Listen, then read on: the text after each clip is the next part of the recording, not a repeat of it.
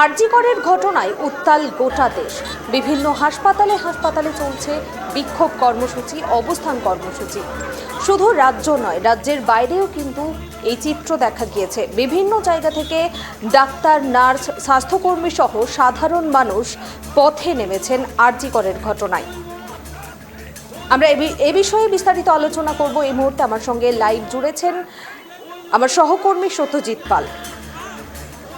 Satyajit, CBI এর হাতে দায়িত্ব হস্তান্তর করা হয়েছে, আজকে কি আপডেট রয়েছে? একদমই তাই। দেখো, গত কয়েকদিন থেকেই কিন্তু খবরের শিরোনামে এই আরজি কর হাসপাতাল।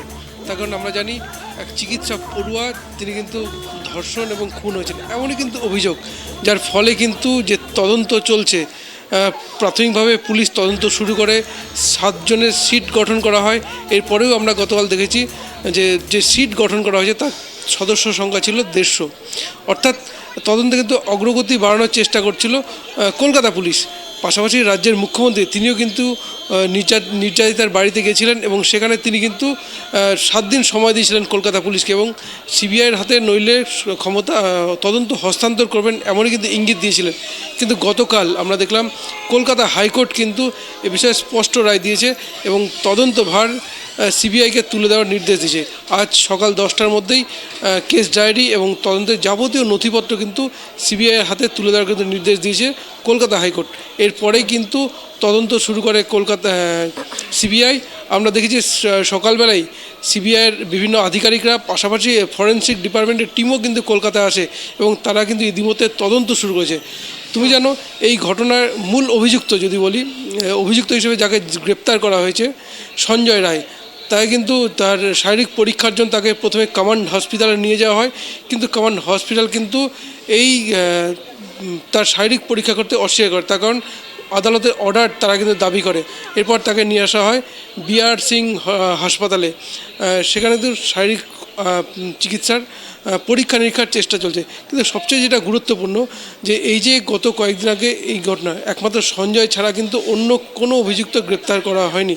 পাশাপাশি দেখো, বিভিন্ন দিক থেকে কিন্তু এই অভিযোগটাই বারবার উঠে আসছে যে এর সঙ্গে হয়তো আরও কয়েকজন জড়িত রয়েছে। কিন্তু কলকাতা পুলিশ তারা যে সিটও 150 জনে গঠন করেছিল, কিন্তু তদন্ত ভার কিন্তু একই জায়গায় থাকে, যার ফলে কিন্তু আজ সকাল থেকে কিন্তু আমরা দেখেছি সঞ্জয় রায়ের পরীক্ষার জন্য যেমন সিবিআই তাকে নিয়ে গেছে বিভিন্ন হসপিটালে, পাশাপাশি সিবিআই আধিকারিকরাও কিন্তু আরজি কর হাসপাতালেও গিয়েছিল বিভিন্ন নথি সংগ্রহ করতে। ফলে এক কথা কিন্তু তদন্তের যথেষ্ট গতি বাড়ানোর চেষ্টা করছে সিবিআই। এখন দেখার বিষয় যে এই ঘটনায় আরও কোনো অভিযুক্ত যুক্ত রয়েছে কিনা, আরও কোনো বড় মাথা যুক্ত কিনা, সিবিআই এই ঘটনার, এই নৃশংস ঘটনার কিনারা করতে পারে কিনা, এটা এখন দেখার বিষয়। কুনামি। সত্যজিৎ, আজকে আরজি কর ঘটনার প্রতিবাদে পথে নামবেন মেয়েরা, রাতের বেলা রাত দখল করবে মেয়েরা। কোথায় কোথায় এই কর্মসূচি আজকে হচ্ছে? দেখো, গোটা বাংলা জুড়েই কিন্তু এই প্রতিবাদ করার কিন্তু একটা উদ্যোগ নেওয়া হয়েছে। আমরা জানি জেলার প্রত্যেকটি শহরে কিন্তু এই উদ্যোগ নেওয়া হয়েছে। ফলে মহিলারা কিন্তু এক কথায় বলা চলে ব্যাপক উৎসাহিত হয়ে রয়েছে।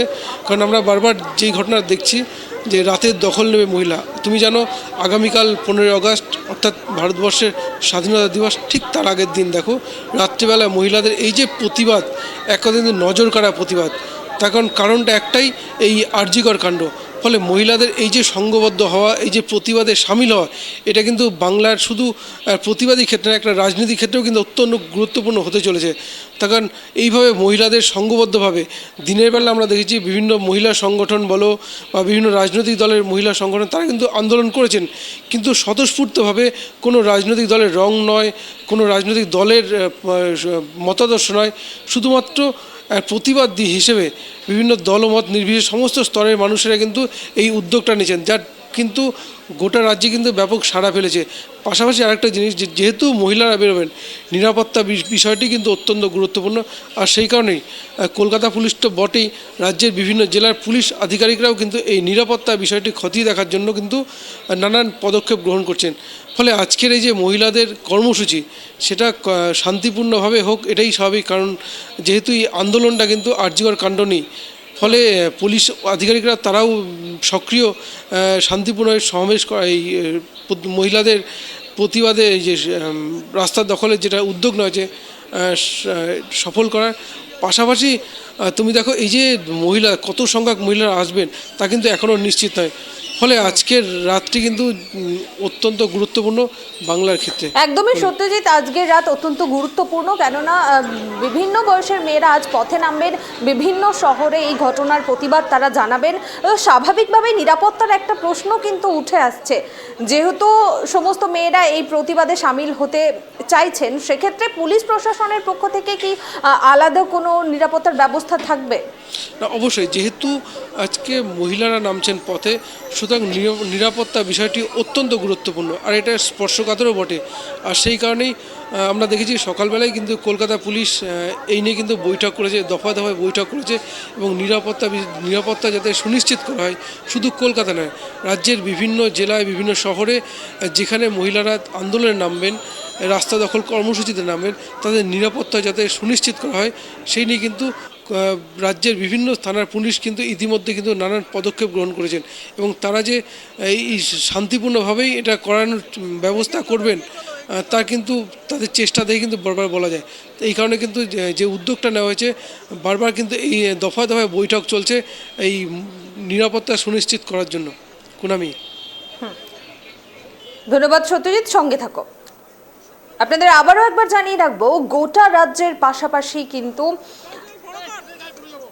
এই আরজিকর ঘটনায় রাজ্যের বাইরেও কিন্তু বিভিন্ন হাসপাতালে বিক্ষোভ কর্মসূচি চলছে জুনিয়র ডাক্তারদের। এবং এছাড়াও আপনাদের জানিয়ে রাখবো, আজকে কিন্তু আরজিকর ঘটনার প্রতিবাদে পথে নামবেন মহিলারা।